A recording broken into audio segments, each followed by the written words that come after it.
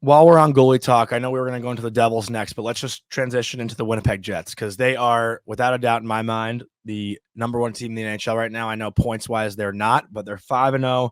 Connor Hellebuck is off to an incredible start with a .952 save percentage and a 1.25 goals against average and a plus 3.8 goals saved above expected. They have 7 guys at a point per game or over right now. 7 different players on their roster who are producing. Mark Scheifele leading the way. Nikolai Ehlers, 2 goals, 5 assists. He's looked incredible so far this season. The Jets power play number 1 in the NHL at 43.8%. This team's scoring goals. They're keeping pucks out. They're doing a little bit of everything. And Colby, I know you want to talk about this.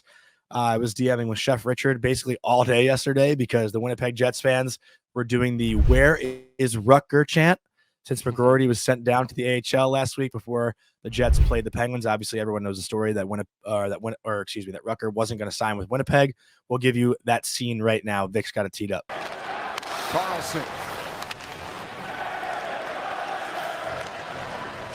Pedersen for Puljujärvi. That's deflected back down ice. Comrie will slow it down as both teams change in front of him. Yeah, I mean, look, I think everybody can hear, the scene set. Hey, look, the reality is this is the kind of thing that happens when you decide not to sign with a team. I love him. I love Rutger. I root for Rutger. I will support Rutger his whole career, but that's funny. And that's part of it. You make a decision to do something like that, you get what you deserve. You got to be able to realize these types of things are going to happen. And so I have absolutely. You think he was sent down to avoid that? You think he was sent down to avoid that? No.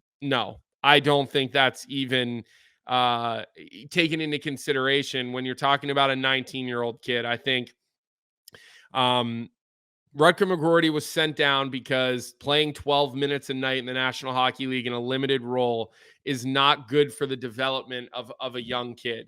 What you want is all situations. You want to be on the ice the last minute of a game, up a goal, down a goal, killing penalties, power play. And, who's he taking off the power play right now? Who's he taking off the penalty kill right now?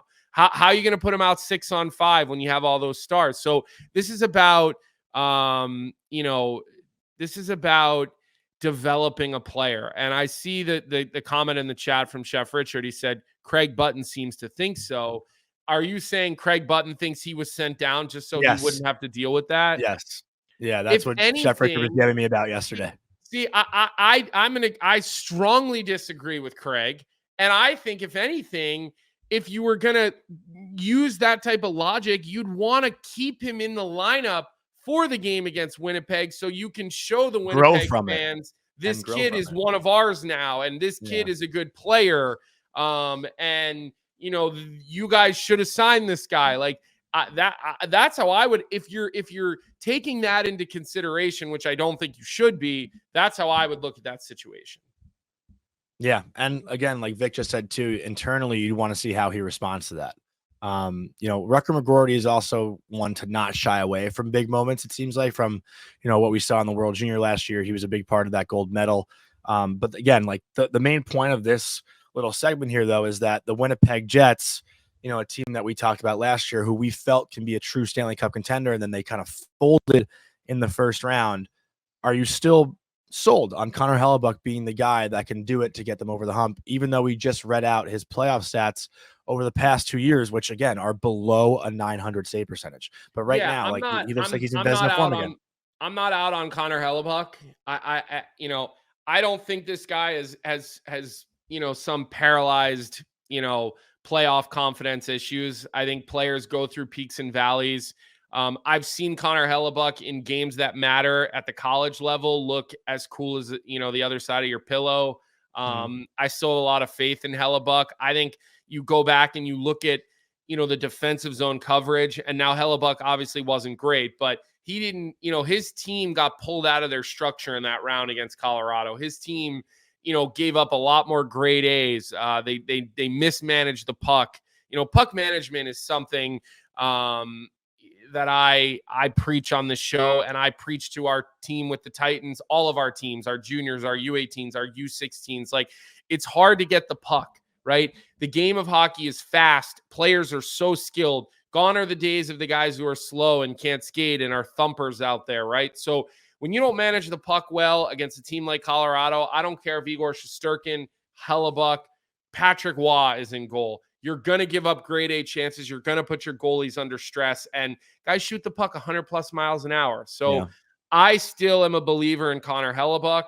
And if this team, which there's no reason not to be a believer. I will say this, Winnipeg, they do this though. They go in these stretches where they make you think that they're the best team in the National Hockey League. And then they have massive valleys.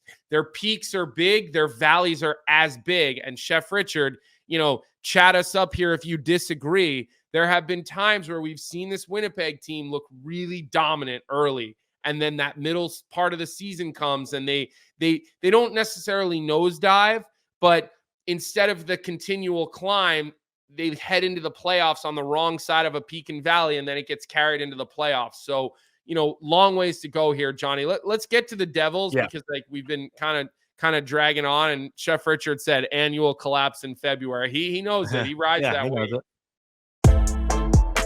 What's up, hockey fans? If you enjoyed that video, then you need to be hitting the subscribe button right here at Daily Faceoff. Exclusive interviews and analysis from our hockey insider Frank Saravalli, fantasy updates from Brock Sagan, and a daily live show at noon Eastern Monday through Friday. You don't want to miss any of the fantastic content, so hit that subscribe button.